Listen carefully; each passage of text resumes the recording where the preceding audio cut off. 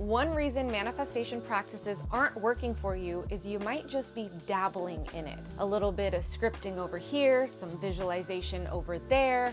You might find some new practices online or in books and you're trying them all out, and then you forget all about them because they're not working, and then you come back to them and it's just this whole big cycle. But what you really need to do is make this a lifestyle. And the best way to do so is create a morning routine that supports your manifestation practices. So today I'm supporting you with creating a manifestation morning routine that actually works so you can create the reality that you want to experience. But before we get into that, this video is part of my free manifestation course series here on YouTube. So if you're stumbling across me for the first time, I will link the first video of this free manifestation course. Start there because this is a step-by-step process and each video gives you action steps to integrate these practices into your life. It's not just about watching the manifestation videos online or reading about them in books. It's the action steps that you take in your life that makes the change. Years ago, when I was at my rock bottom, broke, babysitting for $10 an hour, in a relationship with an alcoholic who was always cheating on me, I'd gained 30 pounds quickly, my skin was breaking out, my friendships were toxic, I was at an all-time low. But someone I knew who saw that I was struggling sent me some personal development books.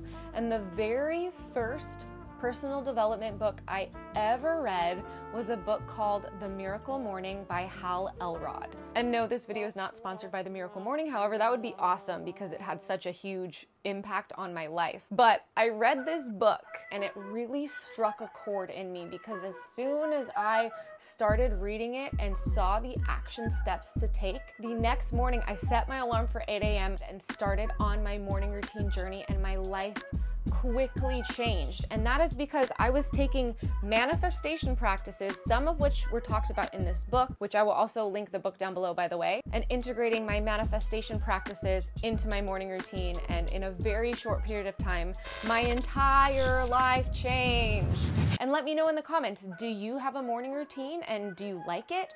Or do you not? Have you always been like, not the morning routine talk again, who has time for that? If you're one of those people who doesn't have time, then I bet you there are many things in your life that you want to do, but you just don't have time for it. And that's why you need to make time. Otherwise, you're going to stay in this cycle. Things aren't gonna change if you don't make some changes. And maybe you really do feel like you don't have time in the morning. Fine.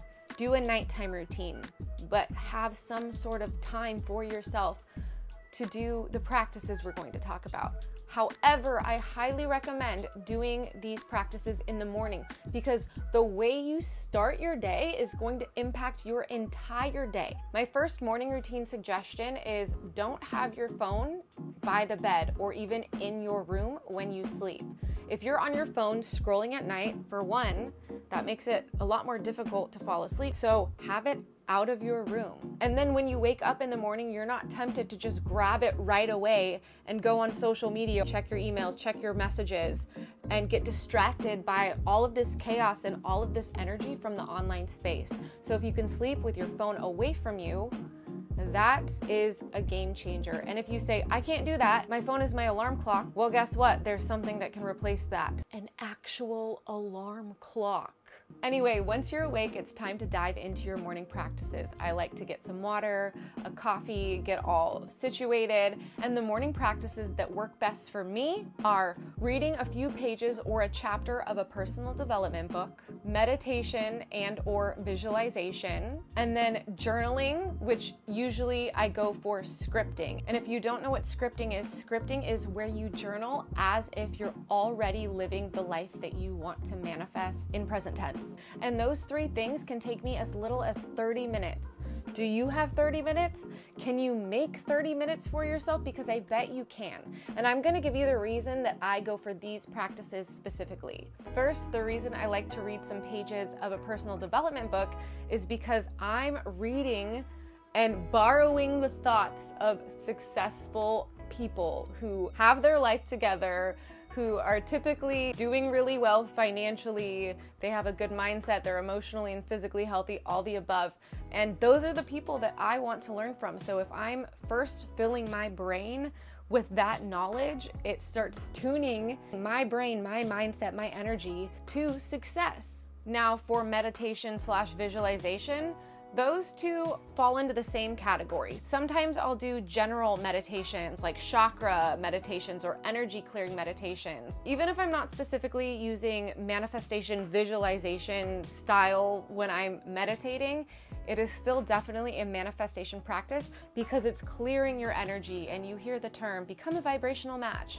Well, that has to do with your energy and how you're feeling. So if you can do a meditation that really helps you feel good, you are aligning to that higher vibration, as they say. However, most of the time I will go for the visualization. And if you're for some reason not familiar with what that looks like exactly, it is in a meditative state with your eyes closed, visualizing that life that you want to live, as if you're living it in first person, taking yourself through maybe that dream house that you want to live in, or that dream career, or friendships or relationships, and really painting the picture. When I visualize, I like to go through all the areas of life. And then after that, that is when I like to dive into scripting, because that really helps anchor that visualization in. So I visualize, and then after that, I'm writing that vision and maybe even expanding on more things. And sometimes I'll write similar things day to day, but sometimes I'll change it up and expand on different areas of life, whatever I feel most drawn to during that day. And then sometimes if I don't feel like scripting, I will do some other journal practices, like just brain dumping and getting everything out of my mind, getting creative, writing down ideas. Sometimes I will write things that I'm grateful for in my present life, or minor changes that I want to see, like minor scripting, where it's like, what little improvements do I want to experience now? So again, if I'm not scripting, I will do some other form of journaling. Same with visualization and meditation. If I don't feel like visualizing, I will meditate. Speaking of visualization and meditation, I am a life coach. I specialize in manifestation.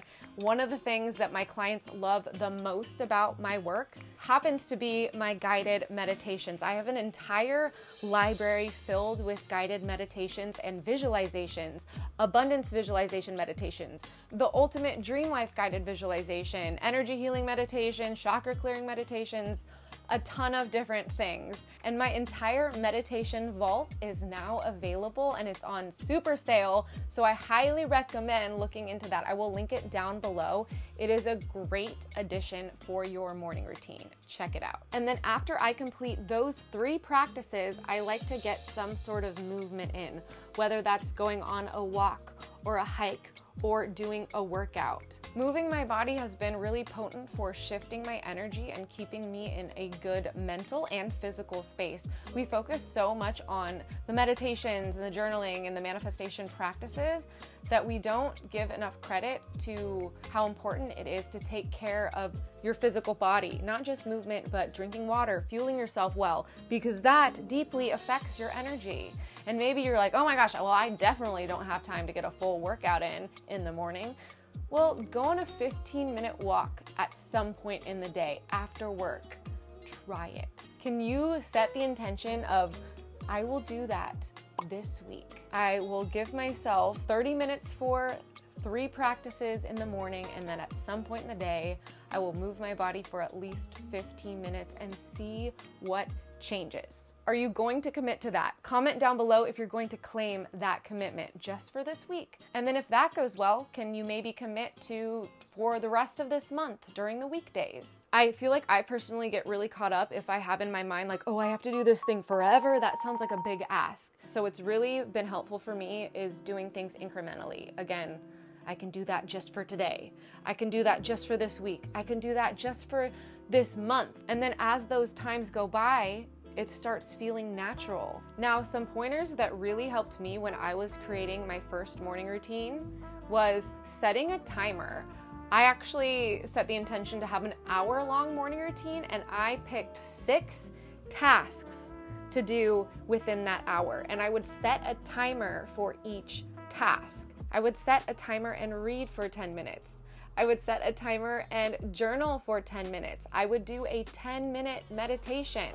I think back then I also would set a timer and respond to emails for 10 minutes, and then I had a 10-minute timer for tidying up. And that one actually really helped get my room tidy after it previously had never been so. Oh yeah, and then after that, I would usually go to the gym. So realistically, all of those things took me 2 hours, but it doesn't have to take you 2 hours. It doesn't have to take you 1 hour. Can you do 3 10-minute tasks and have a 30-minute morning routine? Or can you really commit to, on the days where you don't have 30 minutes, like you really are rushed, can you commit to like a 3-minute meditation? There's actually a 3-minute meditation in my meditation vault. Other than that, you don't have to follow my morning routine to a T. Pick the practices that actually feel good. A morning routine isn't about having it be some daunting task filled with things that you hate. Pick practices that feel good and are going to make you excited to get up in the morning and start the day off powerfully. Another thing I like to incorporate into my mornings is taking natural healthy supplements. I'm a fiend for a good natural supplement that really helps you feel good, brain clarity, energy, all of it. Maybe you make a special beverage that you're really excited about too. The important part is you're excited about the routine that you're creating for yourself, and you can make one that you love. Make sure it's just covering taking care of your mind, your body, and your soul. I will say that I notice when I get lazy and stop doing my morning routine, my life feels more chaotic. My anxiety acts up. I get overwhelmed and stressed. Life feels like it's going wrong, and oftentimes that is what manifests. Things start going wrong.